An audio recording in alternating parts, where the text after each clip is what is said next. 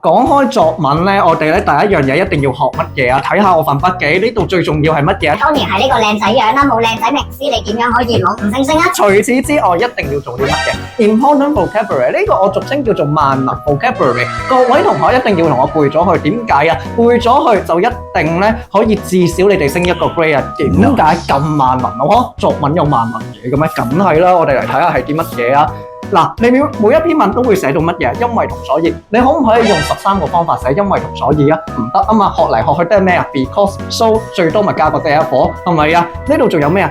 雖然但係，你可唔可以用12個方法寫呢個？雖然但係啊，又唔得啦，學嚟學去都係咩啊？OK，however but 最多咪加個 although，係咪啊 ？OK，當所有同學全部都係寫緊 because 同埋 so 嘅時候，我而家就教大家點樣用13個方法寫呢樣嘢啊！你明唔明啊？13個方法點樣用啊？因為你呢度用13個方法，呢度用12個方法寫出嚟，你嘅 range of vocabulary 咪會提升咯，係咪啊？情形就好似全部人 OK， 大多數人都係講緊乜嘢啊 ？OK，so because OK，therefore，你而家講咗一啲好 exceptional 嘅嘢嘅時候，咁你咪成功咯，啱唔啱啊？情形就好似喂，成個演藝界全部都係靚仔靚女 ，OK？你知唔知你點樣可以凸顯你自己啊？就係八兩金啦！你有冇聽過同學仔知唔知邊個係八兩金？